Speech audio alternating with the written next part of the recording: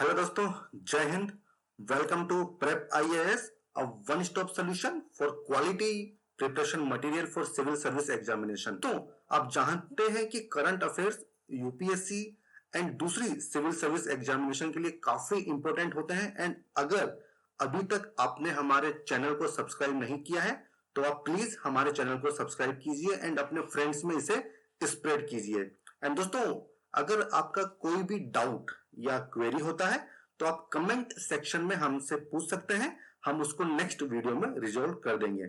चलिए दोस्तों, शुरुआत करते हैं हमारे आज के इस लेक्चर की। एंड आज का हमारा पहला टॉपिक है यूएनएससी। आप जानते होंगे, यूनाइटेड नेशन सिक्योरिटी काउंसिल। इसकी नॉन परमानेंट मेंबर के लिए इंडिया का इलेक्शन हुआ है। अब दोस्तों, आप जानते हैं कि यूनाइटेड नेशन के काफी प्रिंसिपल ऑर्गन्स हैं, टोटल 6 हैं, और इसमें से एक है यूएनएससी। दोस्तों, यूएनएससी में टोटल 15 मेंबर होते हैं, जिसमें से 5 उसके परमानेंट मेंबर होते हैं एंड 10 उसके नॉन परमानेंट मेंबर्स होते हैं। एंड दोस्तों, इन 10 के 10 मेंबर का इलेक्शन 2 साल की टर्म के लिए होता है। हर साल 5 सीट्स के लिए इलेक्शन होते हैं। तो दोस्तों, इसी साल इन 5 सीट्स के लिए इलेक्शन हुए थे एंड इसमें इंडिया इलेक्ट हुआ है। और दोस्तों, ऐसा पहली बार नहीं है कि इंडिया इलेक्ट हुआ है, ये इंडिया का 8th टर्म होगा as a non permanent member. India के अलावा आयरलैंड, मैक्सिको एंड नॉर्वे ने भी अपनी सीट हासिल की है। एंड दोस्तों, इंडिया का जो टर्म है वो 1 जनवरी 2021 से स्टार्ट होगा। एंड एशिया पैसिफिक ग्रुप में इंडिया को किसी भी तरह का कंपटीशन फेस नहीं करना पड़ा है। अब दोस्तों, थोड़ा सा इस बारे में डिटेल में देखेंगे कि इस इलेक्शन में इंडिया ने अपनी प्रायोरिटीज को एक नाम दिया था, वो नाम था नॉर्म्स। दोस्तों, क्वेश्चन आ सकता है प्रीलिम्स में कि नॉर्म्स किस चीज से संबंधित है, तो इसका मतलब था new orientation for a reformed multilateral system. 5 इसमें प्रायोरिटीज दी गई थी। और दोस्तों, इस 5 प्रायोरिटी को परस्यू करने के लिए इंडिया ने 5S अप्रोच दी थी। ये भी काफी इंपॉर्टेंट है प्रीलिम्स के लिए। इस 5S का क्या मतलब है? सम्मान, संवाद, सहयोग, शांति एंड समृद्धि। अब दोस्तों, अगर हम यूएनएससी की बात करें तो आप जानते हैं कि इसमें 15 मेंबर होते हैं और इस काउंसिल की जो प्रेसिडेंसी होती है, ये हर मेंबर 1 महीने के लिए अपने पास रखता है। जी हाँ दोस्तों, हर 1 महीने बाद इसकी जो प्रेसिडेंसी होती है वो चेंज हो जाती है। और ये इंग्लिश के जो अल्फाबेटिकल ऑर्डर्स होते हैं उसके आधार पे ये प्रेसिडेंसी डिसाइड होती है। ये जो मैंने 5 परमानेंट मेंबर बताए थे, ये कौन से हैं? China, France, Russia and UK and USA. इसके अलावा 10 नॉन परमानेंट मेंबर्स होते हैं, जिसको यूएनजीए इलेक्ट करती है 2/3 वोट के माध्यम से। अब दोस्तों, इसमें हम ये देखेंगे कि ये जो सीट्स होती हैं, इनका डिस्ट्रीब्यूशन किस तरह से होता है। इसमें अफ्रीकन एंड एशियन कंट्रीज को 5 सीट्स दी गई हैं, ईस्टर्न यूरोपियन कंट्रीज को 1 सीट दी गई है, लैटिन अमेरिका एंड कैरेबियन को 2 सीटें दी गई है and western European and other countries को 2 सीटें दी गई है। यहाँ पे हमें देखना होगा कि जो रिटायरिंग मेंबर होते हैं वो इमीडिएट री इलेक्शन के लिए एलिजिबल नहीं होते हैं।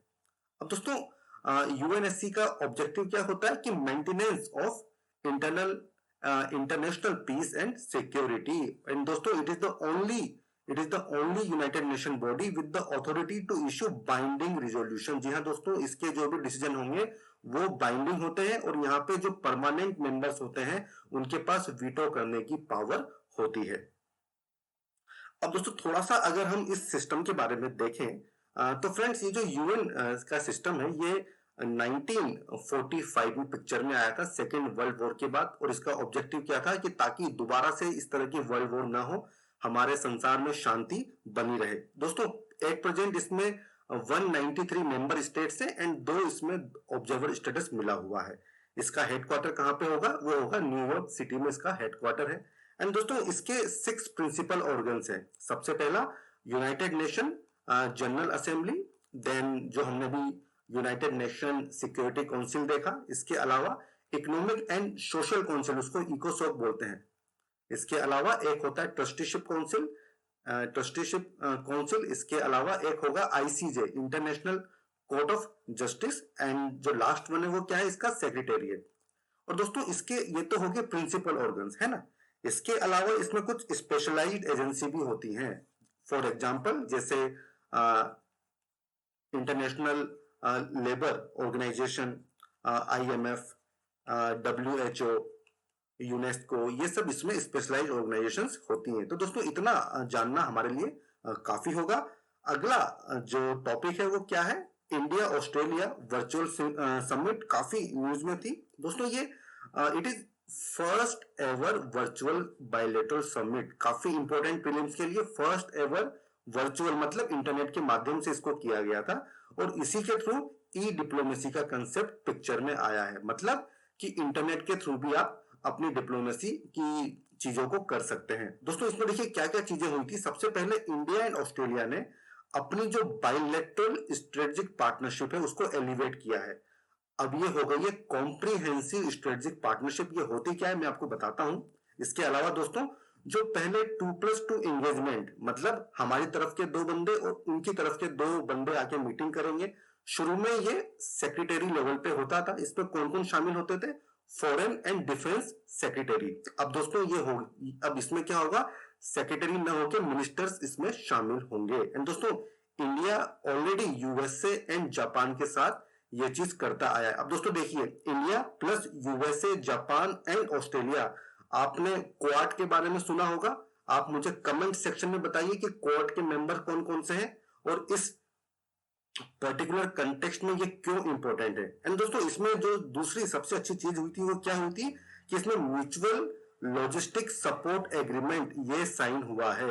और दोस्तों इंडिया का already France, Singapore and US के साथ ये एग्रीमेंट है। अब दोस्तों थोड़ा सा अगर मैं प्रीलिम्स के बारे में बताऊं तो ऑस्ट्रेलिया का एक विजन डॉक्यूमेंट है इंडिया के लिए, जिसका क्या नाम है, an India economic strategy to 2035। दोस्तों क्वेश्चन आ सकता है प्रीलिम्स में कि an India economic strategy to 2035 ये किस कंट्री की स्ट्रेटेजी है। तो इसका आंसर होगा ऑस्ट्रेलिया का ये विजन डॉक्यूमेंट है। दोस्तों इसके अलावा इस समिट में जो कॉम्प्रिहेंसिव इकोनॉमिक कोऑपरेशन एग्रीमेंट, जो कि अभी तक पिक्चर में नहीं आया है, इस पे अभी भी बात चली रही है, तो उसको फिर से ये लोग स्टार्ट करेंगे। ठीक है, तो ये भी हमारे लिए जानना काफी जरूरी है।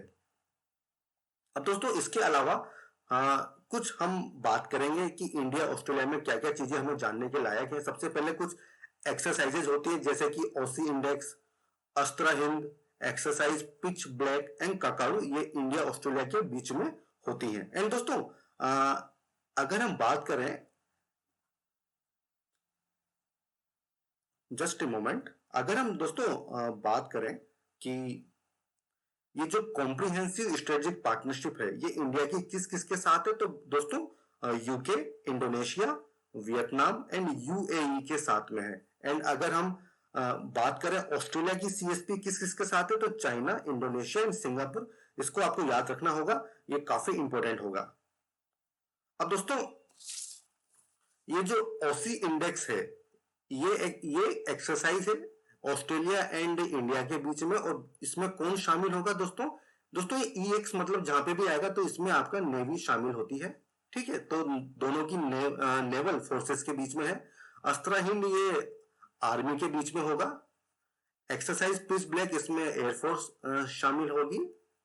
एंड जो काकाडू है ये तो एक नेवल एक्सरसाइज है। ठीक है दोस्तों, अब दोस्तों थोड़ा सा मैं आपको बताता हूं कि strategic partnership and comprehensive strategic partnership में क्या डिफरेंस होता है। दोस्तों अगर हम स्ट्रेटेजिक पार्टनरशिप की बात करें तो इसमें जो 2 देश होंगे उनका डोमेन काफी लिमिटेड होगा। ये लोग इन्वेस्टमेंट, डिफेंस एंड सिक्योरिटी के बारे में ही बात करेंगे। ठीक है, बट अगर हम CSP की बात करें तो ये एक कॉम्प्रिहेंसिव इंगेजमेंट होता है और इसमें क्या क्या चीजें शामिल होंगी ये सब तो होंगी से, इसके अलावा कल्चरल टाइज होंगे। ठीक है, इसके अलावा एजुकेशन होगा। ठीक है, पीपल टू पीपल कांटेक्ट इसमें होगा। इसके अलावा जो इकोनॉमिक एंड पॉलिटिकल डोमेन होगा वो सब भी इसमें कवर होगा। तो काफी एक कॉम्प्रिहेंसिव पार्टनरशिप होती है और स्ट्रेटेजिक पार्टनरशिप का डोमेन थोड़ा सा कम होता है। चलिए दोस्तों आगे बढ़ते हैं।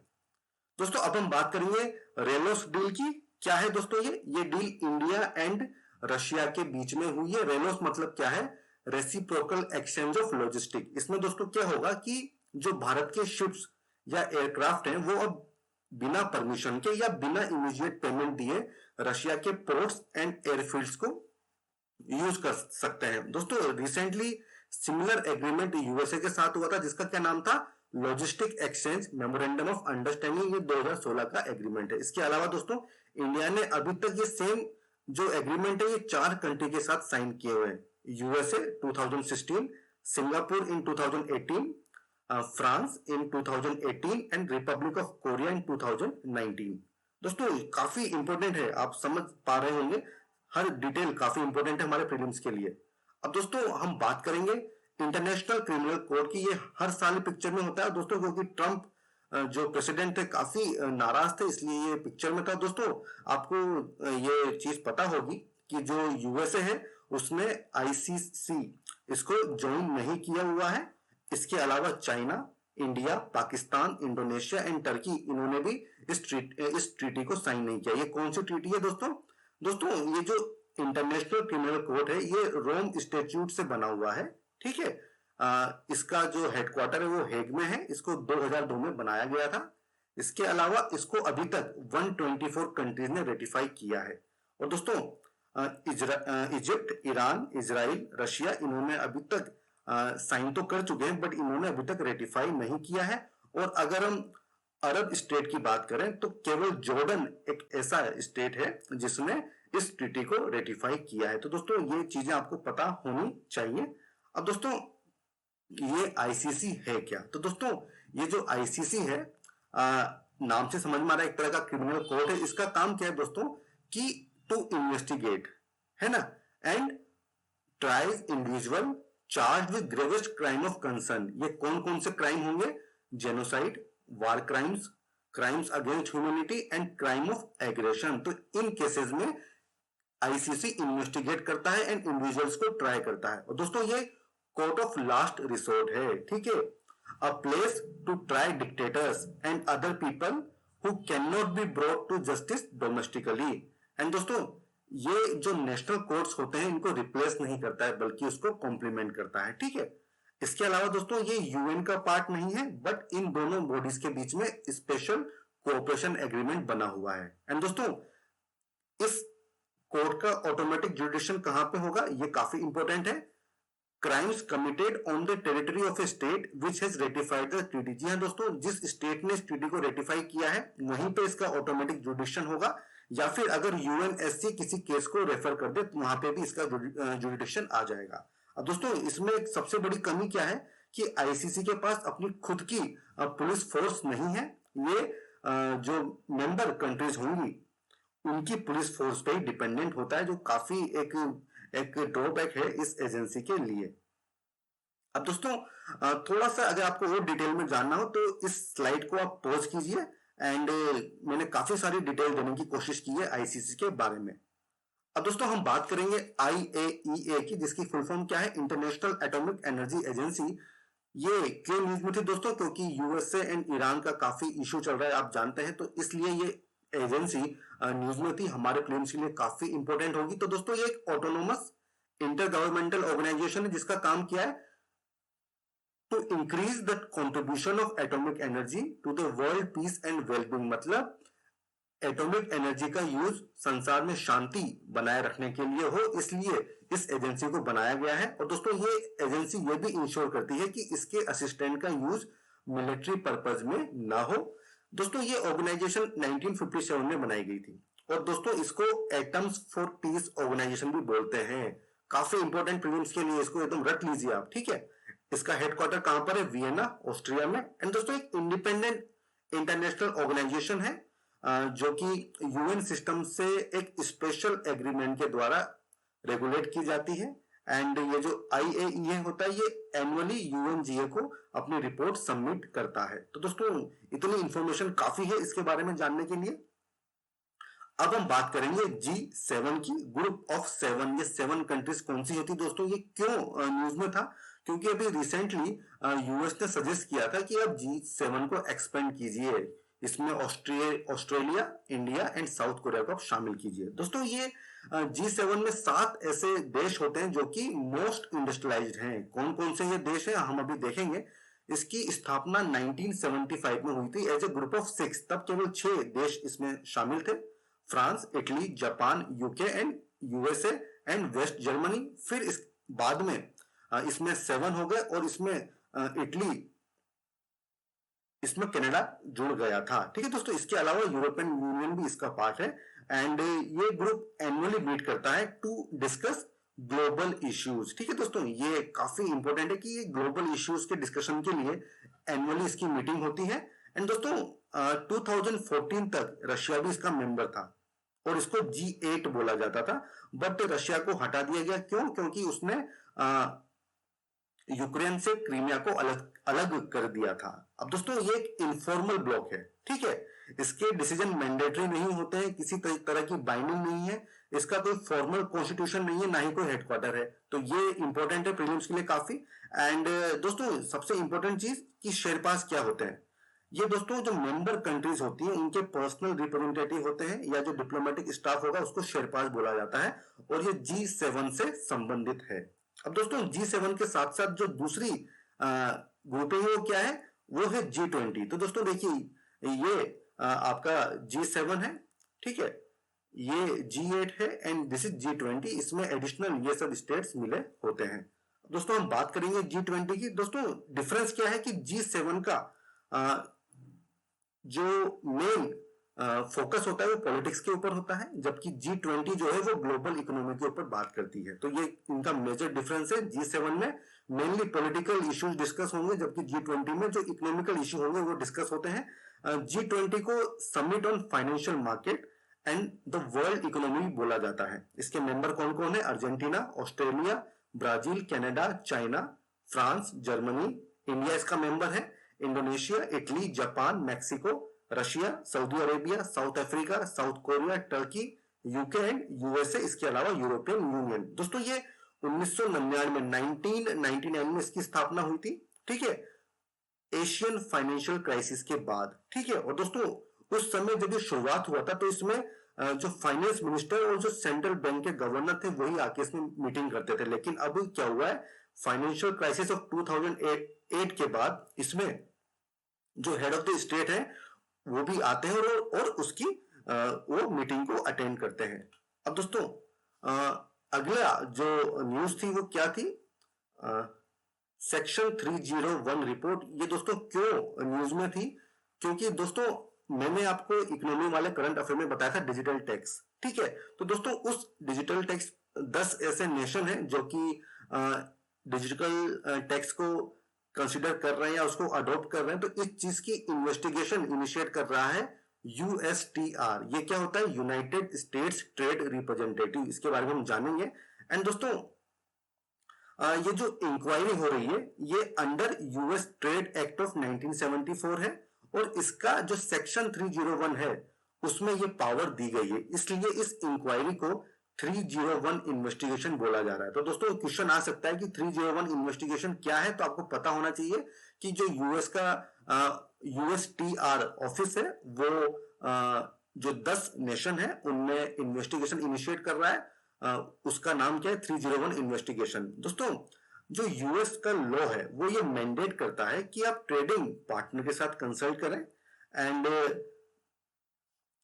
कब? जब सेक्शन 301 की इन्वेस्टिगेशन इनिशिएट होती है। इसके अलावा दोस्तों it gives the USTR broad authority to investigate and respond to a foreign country's action which may be unfair or discriminatory as well as negatively affect US commerce। तो दोस्तों mainly US के commerce को protect करने के लिए ये investigation की जाती है। दोस्तों USTR के बारे में बात करेंगे तो ये 1962 में इसकी स्थापना हुई थी, और इसका मेन ऑब्जेक्टिव क्या है? It is responsible for developing and coordinating US international trade, commodity and direct investment policy. ठीक है दोस्तों, इसके अलावा अब हम बात करेंगे सेंकाकू आइलैंड। काफी ये न्यूज में था दोस्तों। क्यों न्यूज में था? क्योंकि जापान ने इसका नाम चेंज किया है। दोस्तों एक्चुअली है क्या कि वो एरिया जिसमें सेंकाकू आइलैंड है उसका नाम जापान ने चेंज किया है। तोनोशिरो सेंकाकू कर दिया है। दोस्तों ये सेंकाकू क्यों न्यूज में है? क्योंकि ये डिस्प्यूटेड आइलैंड है।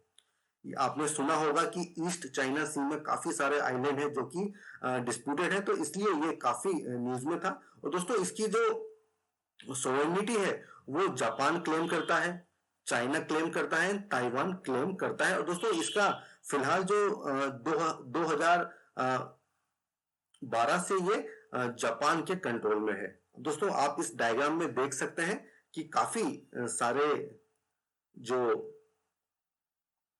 आइलैंड है वो अंडर डिस्प्यूट है, जैसे कि Paracel island, Spratly island, Scarborough island. तो दोस्तों आप इस स्लाइड को पॉज कीजिए, काफी डिटेल में आपको यहाँ पे चीजें देखने को मिलेगी। अब दोस्तों हम बात करेंगे 38 पैरेलल। तो दोस्तों ये है क्या? ये एक ये लाइन जो है ये 38 पैरेलल है जो कि north Korea and south Korea को अलग करती है। अब दोस्तों ये क्वेश्चन आ सकता है कि 38 पैरेलल क्या है? दोस्तों मैंने आपको बताया कि इट्स लाइन दैट रफली separates north Korea and south Korea, and ये बेसिकली दोस्तों एक लेटीट्यूड है, ठीक है, ये आपको पता होगा। और इसका ओरिजिन कहां से है कि जो यूएस के मिलिट्री प्लानर्स थे उन्होंने 1945 में पोट्सडैम कॉन्फ्रेंस में इस लाइन को चूज किया था। तो ये इसके बारे में जानकारी काफी होगी। अब दोस्तों हम बात करेंगे आर्मिस्टिस एग्रीमेंट। ये एग्रीमेंट क्यों न्यूज में था? क्योंकि जो यूनाइटेड नेशन कमांड है उसने अभी ऐसा बताया था कि both north and south Korea ने जो आर्मिस्टिस एग्रीमेंट है उसको वायलेट किया है। अब दोस्तों ये एग्रीमेंट क्या है? ये एग्रीमेंट 1953 में साइन हुआ था, और इस एग्रीमेंट की वजह से जो कोरिया वार थी वो खत्म हुई थी। एंड दोस्तों इस एग्रीमेंट के बारे में सबसे इंपॉर्टेंट चीज क्या है कि ये प्योरली मिलिट्री डॉक्यूमेंट है और किसी भी नेशन कंट्री ने इस पे साइन नहीं किया हुआ है। और इस एग्रीमेंट के माध्यम से ये वॉर खत्म हुई थी, और इसमें काफी सारे प्रोविजन थे, जैसे कि आपको ओपन हॉस्टिलिटी सस्पेंड करनी पड़ेगी, आपको एक डी मिलिटराइज जोन बनाना पड़ेगा जो कि बफर जोन की तरह एक्ट करेगा, और काफी सारी इसमें कंडीशंस थी। एंड दोस्तों देखिए ये जो एरिया है ये आपका ये 38 पैरेलल मैंने पहले बताया था, ये 38 पैरेलल है, and this area is DMZ, ठीक है। तो दोस्तों ये काफी मतलब फोर्टिफाइड एरिया होता है, एंड आप इस पिक्चर में देख सकते हैं ये फोर्टिफिकेशन हो रखा है। तो दोस्तों ये जो डीएमजेड होता है ये 38 पैरेलल के अलोंग है। 1953 में एज ए बफर जोन इसको बनाया गया था, हेवीली फोर्टिफाइड है, टूरिस्ट अट्रैक्शन है। एंड दोस्तों इसके अलावा जो यूएनसी क्या होता है, ये कमांड है जो कि एक अमेरिकन जनरल इसको कमांड करता है, एंड ये डीएमजेड के अफेयर्स को ओवरसी करती है। इतना जान लेना काफी है इसके बारे में। अब दोस्तों इसी से संबंधित एक चीज जो न्यूज में थी वो थी क्योसोंग इंडस्ट्री के बारे में। तो डीएमजेड में ये कॉम्प्लेक्स आता है, एंड रिसेंटली अभी नॉर्थ कोरिया ने इसको उड़ा दिया था, तो इसलिए ये काफी न्यूज में था। ये पूछा जा सकता है कि ये कॉम्प्लेक्स किस जगह पे है? तो दोस्तों ये साउथ कोरिया में है, इतना आपको पता होना चाहिए। दोस्तों अगला न्यूज आइटम है प्रीसेना ग्लेशियर। ये किस कंट्री में है दोस्तों? तो इसका आंसर होगा नॉर्दर्न इटली। दोस्तों ये क्यों पिक्चर में था? क्योंकि दोस्तों ग्लोबल वार्मिंग की वजह से जो आइस है वो पिघल रही है, उसको बचाने के लिए हर साल यहाँ पे टारपोलिन सीट से इस ग्लेशियर को कवर किया जाता है। और दोस्तों ये एक्टिविटी 6 वीक चलती है और इसको हर साल रिपीट किया जाता है। दोस्तों आप देख सकते हैं इस डायग्राम में ये लोग जो है ये टारपोलिन शीट्स यहाँ पे लगा रहे हैं। काफी आपको इससे ये चीज क्लियर होगी। अब दोस्तों अगला जो आइटम न्यूज में था वो क्या था? Kohla hydro power project. दोस्तों बहुत इंपॉर्टेंट है प्रीलिम्स के लिए। ये बेसिकली है क्या दोस्तों? चाइना ने डिसाइड किया है कि वो under CPEC framework, China Pakistan economic corridor framework के अंडर जो पाक ऑक्यूपाइड कश्मीर है उसमें कोहला हाइड्रो पावर प्रोजेक्ट बनाएगा। इसके टोटल इसकी पावर कितनी होगी? 1124 मेगावाट। ये झेलम नदी के ऊपर बनाया गया है। दोस्तों इसकी लोकेशन आपको पता होनी चाहिए पीओके में। एंड दोस्तों सीपीईसी क्या है? ये 3000 किलोमीटर का कॉरिडोर होगा जो कि जिससे चाइना और Pakistan via rail, road, pipeline, optical cable fibre के माध्यम से जोड़े जाएंगे। एंड दोस्तों ये जो सीपीईसी है ये पीओके से पास करता है और इंडिया ने काफी स्ट्रांगली इसको ऑब्जेक्ट किया हुआ है। एंड दोस्तों इसमें जो चाइना की जिंजियांग प्रोविंस है वो पाकिस्तान के ग्वादर पोर्ट से जुड़ जाएगी, मतलब चाइना को अरेबियन सी का एक्सेस मिलेगा। दोस्तों इस टॉपिक को आप काफी डिटेल में पढ़िएगा, सीईटीसी का ये काफी इंपॉर्टेंट है प्रीलिम्स के लिए। अब दोस्तों हम बात करेंगे खोलोंगचू प्रोजेक्ट की। ये भी न्यूज में था दोस्तों, ये इंडिया एंड भूटान के बीच का प्रोजेक्ट है एंड इसमें इंडिया जो है भूटान में हाइड्रो पावर प्रोजेक्ट लगा रहा है। ये 2008 में इंडिया ने 4 प्रोजेक्ट लगाने की बात की थी, तो ये पहला उसका जॉइंट वेंचर प्रोजेक्ट है। ये 10,000 मेगावाट टोटल इंडिया को लगाना है। दोस्तों ये 50-50 जॉइंट वेंचर प्रोजेक्ट है, जिसमें इंडिया की तरफ से कौन है, सतलुज जल विद्युत निगम एंड उधर से कौन है, भूटानीज ड्रुक ग्रीन पावर कोऑपरेशन। इसके अलावा दोस्तों ये तो पहला प्रोजेक्ट है, इसके अलावा जो 3 है वो कौन से हैं, बुनाखा, वांगचू एंड जमकरचू, ये बाकी के 3 हैं जो आपको पता होने चाहिए। एंड दोस्तों इसके अलावा हमें कौन से प्रोजेक्ट पता होने चाहिए दोस्तों, 1996 में इंडिया नेपाल के बीच में महाकाली ट्रीटी साइन होती है और इसमें क्या होगा कि आपको पंचेश्वर मल्टीपर्पज प्रोजेक्ट डेवलप करना है। तो दोस्तों ये काफी इंपॉर्टेंट होगा, पता होना चाहिए कि महाकाली ट्रीटी किस किस के बीच में हुई है, उसका ऑब्जेक्टिव क्या है। अब दोस्तों ये जो खोलोंगचू प्रोजेक्ट है इससे जुड़ी कुछ इंफॉर्मेशन और है, वो ये दोस्तों कि अभी तक इंडिया ने भूटान में 3 हाइड्रो पावर प्रोजेक्ट बनाए हैं, चुरखा, कुरिचू एंड ताला। इसके अलावा जो 4th अभी रिसेंटली डेवलप हुआ है वो कौन सा है, मंगदेचू। ये सब भूटान में है। तो दोस्तों इनके नाम आपको याद करने होंगे, क्वेश्चन आ सकता है कि ये क्यों न्यूज में था। अब दोस्तों हम बात करेंगे थाड़, THAAD। दोस्तों आपको पिक्चर में साफ दिख रहा है कि एक ये डिफेंस से जुड़ा हुआ आइटम है। तो दोस्तों ये न्यूज में क्यों था, क्योंकि यूएसए ने ये सिस्टम अभी साउथ कोरिया में डिप्लॉय किया है और उसको चाइना ने अपोज किया है कि आप क्यों वहां पे डिप्लॉय कर रहे हैं। तो दोस्तों ये क्या है, terminal high altitude area defence. ये यूएस की कंपनी है, लॉकहीड मार्टिन, वो इसको बनाती है और ये बहुत ही शक्तिशाली मिसाइल डिफेंस सिस्टम है एंड इसको यूएई, गुआम, इजराइल, रोमानिया इन सब जगह भी डिप्लॉय किया जा चुका है। दोस्तों आपको बस पता होना चाहिए कि थार्ड क्या है, ये एंटी मिसाइल डिफेंस सिस्टम है। इसकी ओरिजिन कहां पर है, वो है यूएस। अब दोस्तों हम बात करेंगे सोशल बबल्स, ये क्या होते हैं। दोस्तों ये कोरोना के टाइम पे काफी न्यूज में था एंड दोस्तों ये होता क्या है, it is one of the effective way for social distance strategy. जी हाँ दोस्तों, ये कोविड में काफी न्यूज में था ताकि जो कोविड का कर्व वो फ्लैट हो सके। ये स्ट्रेटेजी कहाँ की है, ये न्यूजीलैंड की है, New Zealand model of house hold bubbles. वहां पे क्या होगा दोस्तों, एक एक्सक्लूसिव सोशल ग्रुप होता है, ठीक है। और दोस्तों इसमें होता क्या है कि जैसे एक घर है तो उस घर को, उसमें मान लीजिए 4 लोग हैं तो इसको एक बबल बोल दिया जाएगा, ठीक है। अब दोस्तों ये जो ग्रुप है ये दूसरे ग्रुप से नहीं मिलेगा, ठीक है, ये दूसरा ग्रुप होगा। और दोस्तों जैसे जैसे केसेस कम होते जाएंगे तो ये ग्रुप, ये जो बबल है ये एक्सपेंड कर सकता है और दूसरे बबल्स को भी अपने अंदर ले लेगा। दोस्तों इसका पर्पस क्या है कि कोविड के टाइम पे लोग सोशली आइसोलेट होते हैं, तो इस चीज को दूर करने के लिए, ताकि वो एक दूसरे से मिल सके, ये कंसेप्ट सामने आया था। और दोस्तों इसका फायदा क्या है, मान लीजिए कि अगर इस बबल का कोई मेंबर कोविड पॉजिटिव आ जाता है तो इस पूरे बबल को आइसोलेट कर दिया जाएगा।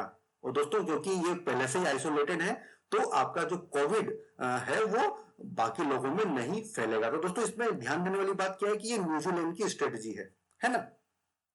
अब दोस्तों अगला जो न्यूज आइटम था वो क्या था, यूएन आर्म्स ट्रेड ट्रीटी। दोस्तों काफी इंपॉर्टेंट है, क्यों न्यूज में था, क्योंकि चाइना ने बोला है कि वो यूएन की आर्म्स ट्रेड ट्रीटी को ज्वाइन करेगा। और ये ट्रीटी किस चीज से संबंधित है, it is a global pact to regulate arms sales in the world. आपको समझ में आ रहा होगा, यूएनजीए की ओरिजिन है, 2013 में इसको अडॉप्ट किया था और 2014 में ये पिक्चर में आई थी। दोस्तों ये पहली ऐसी ग्लोबल ट्रीटी है जिसने इंटरनेशनल नॉर्म्स स्टेब्लिश किए हैं, किस चीज के लिए, to prevent conventional weapons from being used for war crimes, human right abuses और being diverted for illegal use by criminals। तो दोस्तों अगर हम बात करें, थोड़ा डिटेल में जाए, तो केवल 3 ऐसे नेशन है जिन्होंने इसको अपोज किया है, Iran, north Korea, Syria. 130 country ने इसको साइन कर दिया है, 105 ने इसको रेटिफाई किया है। अगर हम बात करें यूएसए, सॉरी, अगर हम बात करें, जस्ट ए मिनट, अगर हम बात करें यूएसए, चाइना एंड रशिया, उन्होंने इसको अभी तक तो ज्वाइन नहीं किया था एंड चाइना ने अभी रिसेंटली बोला कि वो ज्वाइन करेगा। अगर हम इंडिया की बात करें तो इंडिया ने भी इसको ज्वाइन नहीं किया है, वो एब्सेंट हो गया था जब इस पर वोटिंग हो रही थी। दोस्तों क्यों? क्योंकि इंडिया का ये आरोप है कि ये ट्रीटी एक्सपोर्टिंग स्टेट के फेवर में है, और दोस्तों आप जानते हैं कि इंडिया एक इंपोर्टिंग स्टेट है, तो इससे उसको नुकसान होगा। और साथ ही साथ इसमें जो नॉन स्टेट एक्टर्स है उनको इंक्लूड नहीं किया है। एंड दोस्तों यूएस ने 2013 में इसको साइन किया था, बट कभी इसको रेटिफाई नहीं किया, एंड अभी 2019 में उसने अपना सपोर्ट इस ट्रीटी से छीन हटा वापस ले लिया है। अब दोस्तों अगर हम बात करें यूएसए की कि कौन कौन सी मल्टीलेटरल ट्रीटीज हैं जिससे यूएसए भी रिसेंटली हटा है, तो दोस्तों काफी सारी हैं, जैसे कि Trans Pacific Partnership, Paris agreement, UNESCO, Iran nuclear deal, UNHRC, इसके अलावा ओपन स्काई ट्रीटी। दोस्तों मुझे बताइए कि ओपन स्काई ट्रीटी किस चीज के बारे में है? डब्ल्यूएचओ। दोस्तों काफी सारी चीजें आपको पता होनी चाहिए एंड इससे इसको आप मेंस में भी यूज कर सकते हैं। अब दोस्तों हम बात करेंगे विक्ट्री डे परेड की, जो कि अभी मॉस्को में हुई थी। दोस्तों आप जानते हैं कि हमारे जो डिफेंस मिनिस्टर है श्रीमान राजनाथ सिंह जी, वो उन्होंने इसको अटेंड किया था। दोस्तों तो ये किस खुशी में इसको मनाया गया था दोस्तों? ठीक है, तो दोस्तों ये क्या था कि 75th एनिवर्सरी किस चीज की? Soviet victory over Nazi Germany. तो दोस्तों ये क्वेश्चन आ सकता है कि जो विक्ट्री डे परेड थी वो किस चीज के लिए मनाई जाती है? तो इस दिन सोवियत विक्ट्री हुई थी नाजी जर्मनी के ऊपर। ठीक है दोस्तों। अब दोस्तों इसी चीज से जुड़ा हुआ हम पढ़ेंगे आरआईसी के बारे में। रशिया, इंडिया एंड चाइना, ये भी रिसेंट एक ग्रुपिंग है, काफी न्यूज में होती है दोस्तों। दोस्तों क्यों न्यूज में थी? क्योंकि जो हमारे मिनिस्ट्री ऑफ एक्सटर्नल अफेयर्स है उन्होंने अनाउंस किया था कि वो इसकी वर्चुअल मीटिंग में पार्टिसिपेट करेंगे। ठीक है, और दोस्तों इसका स्पेशल सेशन बुलाया गया, कहां पे बुलाया गया था? रशिया में, जहां पे एक तो विक्ट्री डे सेलिब्रेट किया गया और दूसरी चीज जो यूनाइटेड नेशन का अभी आप जानते हैं कि 75th एनिवर्सरी अभी आने वाली है, तो उसके बारे में यहाँ पे डिस्कशन होता। दोस्तों इस ग्रुपिंग को 98 में बनाया गया था। जो रशियन फॉरेन मिनिस्टर थे ये उन्होंने इसको कंसीव किया था, और इसका ऑब्जेक्टिव क्या है? To end its subservient foreign policy guided by the US and renewing old ties with India and fostering the newly discovered friendship with China. दोस्तों मतलब इनका इस ग्रुपिंग का एम ये है कि यूएस को साइडलाइन किया जाए, ठीक है, और रशिया, इंडिया एंड चाइना के बीच में दोस्ती को बढ़ाया जाए, जो पुराने संबंध है उनको मजबूत किया जाए। और दोस्तों ये तीनों जो नेशन है ये न्यूक्लियर पावर नेशन है। ठीक है, रशिया एंड चाइना दोनों यूएनएससी के मेंबर हैं, और अभी इंडिया जो है वो बनना चाहता है मेंबर। तो दोस्तों ये ग्रुपिंग काफी इंपॉर्टेंट हो जाती है। अब दोस्तों हम बात करेंगे यूएन 75 जो कि अभी चर्चा में आया था। ये था क्या दोस्तों? दोस्तों ये बेसिकली यूनाइटेड नेशन चार्टर, आप जानते हैं कि वो 1945 में बना था, और अभी 2020 में इसके 75 साल पूरे हो रहे हैं। तो इस एनिवर्सरी को सेलिब्रेट करने के लिए जो डिक्लेरेशन बनाया गया है वो है यूएन 75 डिक्लेरेशन। बट दोस्तों इसमें भी कुछ इश्यू हुआ था। इसमें जो फ्रेज अडॉप्ट की थी उसमें कुछ देशों को आपत्ति थी। वो देश कौन से थे? वो देश है 5 आईज। दोस्तों बहुत इंपॉर्टेंट है प्रीलिम्स के लिए कि 5 आईज में कौन कौन से देश शामिल है? Australia, Canada, New Zealand, UK and USA. And दोस्तों इसके अलावा भारत ने भी ऑब्जेक्ट किया था। अब दोस्तों ये 5 आईज क्या है? ये इंटेलिजेंस शेयरिंग नेटवर्क है इन 5 देश के बीच में। और दोस्तों बाद में इस जो भी वो डिस्प्यूटेड फ्रेज था उसको सही कर लिया गया, और दोस्तों उसमें साइलेंस प्रोसीजर यूज किया गया था। दोस्तों ये भी काफी इंपॉर्टेंट है प्रीलिम्स के लिए कि साइलेंस प्रोसीजर क्या है। दोस्तों इसमें होता क्या है कि no member state raises any objection to the draft within a specified time period. दोस्तों मतलब एक बार जब ड्राफ्ट आपने रिलीज किया है तो उसके कुछ पर्टिकुलर टाइम पीरियड में कोई भी मेंबर स्टेट अपना ऑब्जेक्शन जो है वो रेज नहीं करेगा, उसको बोला जाएगा साइलेंस पीरियड। दोस्तों बाद में इस फ्रेज को करेक्ट कर लिया। अब दोस्तों ये यूनाइटेड नेशन डे कब होता है? 24 अक्टूबर को। ठीक है, काफी इंपॉर्टेंट होगा इस बार के प्रीलिम्स के लिए। अब दोस्तों हम बात करेंगे European union Vietnam free trade agreement के बारे में। दोस्तों ये भी अभी काफी न्यूज में था। इसमें दोस्तों ये क्यों इंपॉर्टेंट है? क्योंकि जो आसियान कंट्री हैं, आप जानते हैं कि आसियान कंट्री काफी इंपॉर्टेंट है हमारे यूपीएससी के लिए। तो दोस्तों ये सेकंड आसियान कंट्री है जिसने यूरोपियन यूनियन के साथ फ्री ट्रेड एग्रीमेंट किया है। वियतनाम, और पहली कंट्री कौन सी थी, वो थी सिंगापुर। ठीक है दोस्तों, तो ये जानना हमारे लिए काफी इंपॉर्टेंट होगा। इसमें क्या होगा दोस्तों कि 99% कस्टम ड्यूटीज को अबोलिश किया जा रहा है, जो ब्यूरोक्रेटिक हर्डल्स है उनको एलिमिनेट किया जा रहा है, मार्केट एक्सेस को आसान बनाया जा रहा है। तो ये काफी सारी चीजें जो हमें याद करनी होंगी। अब दोस्तों अगली जो चीज है वो क्या है, state of world population report. दोस्तों ये भी काफी न्यूज में थी, केवल हमें इतना जानना होगा कि इसको रिलीज कौन करता है, वो है यूनाइटेड नेशन पॉपुलेशन फंड। और दोस्तों इस रिपोर्ट का टाइटल क्या था, against my will defying the practices that harm women and girls and undermine equal. अब दोस्तों अगला जो न्यूज आइटम था वो क्या था कि ये मालाथियोन, ये क्या होता है दोस्तों, काफी एक अजीब सी टर्म है और इससे आप प्रीलिम्स में कंफ्यूज हो सकते हैं। दोस्तों आप जानते भी रिसेंटली लोकस्ट अटैक काफी न्यूज में था, और दोस्तों ये केमिकल है जिससे आप लोकस्ट जो अटैक है उसको कम कर सकते हैं। और दोस्तों इंडिया ने इसको ईरान को सप्लाई किया था, इसलिए ये न्यूज में था। केवल इतना जान लेना आपके लिए काफी है कि इंडिया ने इस केमिकल को ईरान को सप्लाई किया था, और इसका ऑब्जेक्टिव क्या था, ताकि ईरान में जो लोकस्ट अटैक है वो कम हो सके। दोस्तों देखिए ये सब पूरा एकदम काफी भयानक पिक्चर है।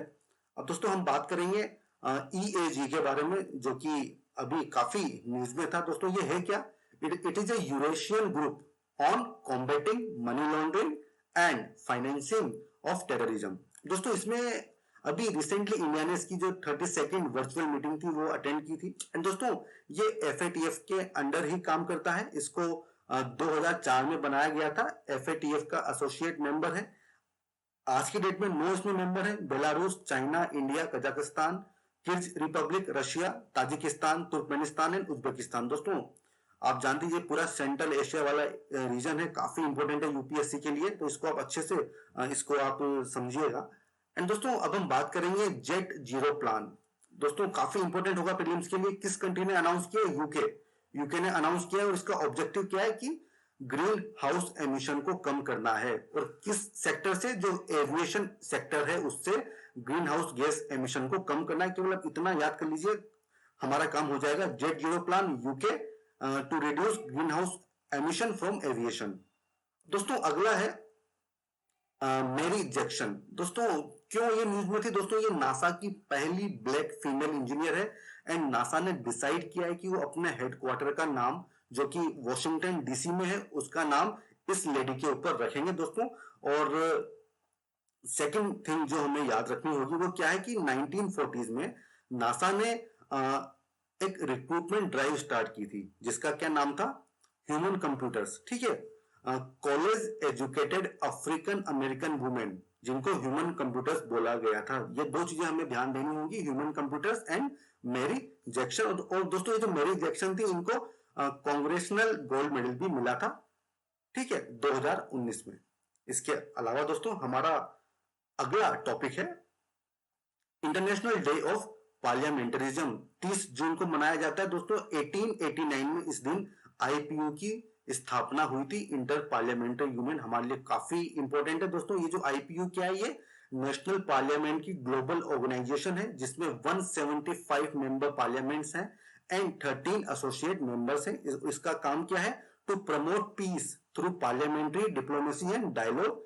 इसका UNGA में ऑब्जर्वर स्टेटस है। हेडक्वार्टर कहां पे, जिनेवा, स्विट्जरलैंड में। एंड दोस्तों इसका फंडिंग कहां से होगी, जो मेंबर स्टेट्स हैं वो इसमें फंडिंग करते हैं। अब दोस्तों आगे बढ़ते हैं। दोस्तों VPA काफी न्यूज में था, विजिटिंग फोर्सेस एग्रीमेंट। दोस्तों देखिए यूपीएससी में प्रीलिम्स में ऐसे क्वेश्चन आते हैं कि VPA न्यूज में क्यों था। तो दोस्तों ये एक तरह का डिफेंस पैक्ट है, किस किस के बीच में, फिलीपींस एंड USA के बीच में। ये 1998 का एग्रीमेंट है, एंड अभी रिसेंटली फिलीपींस चाहता था कि वो इस डिफेंस पैक्ट से हट जाए, पर दोस्तों उसने अपना विचार अभी बदल लिया है, ठीक है, और वो अब इस डिफेंस पैक्ट को फॉलो कर रहा है। दोस्तों इसकी वजह से होता क्या है, it allows the entry of large numbers of American forces for joint combat training with Filipino troops and lays down the legal terms for their temporary stay. जी हाँ दोस्तों, जो अमेरिकन फोर्सेज हैं उनको फिलीपींस में टेम्पररी स्टे के लिए जो भी लीगल टर्म्स होंगी उसको इस पैक्ट के माध्यम से निर्धारित किया जाता है। साथ ही साथ जो जॉइंट कॉम्बैट ट्रेनिंग होती है उसके लिए ये एग्रीमेंट अलाउ करता है। दोस्तों इतना जान लेना हमारे लिए काफी है। अब हम बात करेंगे शिव प्रोजेक्ट। दोस्तों ये भी काफी अभी न्यूज में था दोस्तों। ये एक्चुअली म्यांमार में ऑयल एंड गैस प्रोजेक्ट है जिसमें इंडिया का रोल है। इंडिया इसको डेवलप कर रहा है और इंडिया की कौन सी एजेंसी है, वो है ओएनजीसी विदेश लिमिटेड, जो कि इस प्रोजेक्ट को कर रही है। एंड 2013 में से ही इसमें गैस का प्रोडक्शन स्टार्ट हो चुका है। अब दोस्तों हम बात करेंगे सिप्री रिपोर्ट। ये इसका कौन इसको रिलीज करता है एंड इसका ऑब्जेक्टिव क्या है। दोस्तों ये Stockholm International Peace Research Institute, इसको सिप्री बोलते हैं, वो इसको रिलीज करता है। और दोस्तों ये क्या करता है कि जो आर्मामेंट, डिसआर्मामेंट एंड इंटरनेशनल सिक्योरिटी से रिलेटेड चीजों को असेस करता है। इस रिपोर्ट में इस साल क्या बताया गया, इसमें India China nuclear stock pile के बारे में बताया गया। और हमें हर चीज जानने की जरूरत नहीं, केवल इतना हम जान लेंगे कि लास्ट ईयर की अपेक्षा इंडिया एंड चाइना के जो न्यूक्लियर आर्सेनल है उसमें वृद्धि हुई है। पर दोस्तों अगर ग्लोबल लेवल पे बात करें तो 2019 के कंपैरिजन में 2020 में ग्लोबल न्यूक्लियर वेपन कम हुए हैं। केवल ये दो चीजें हमें जान लेना काफी होगा।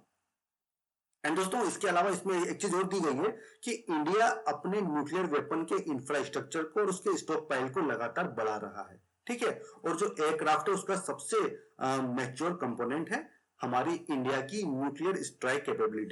अब दोस्तों हम बात करेंगे पेट्रापोल।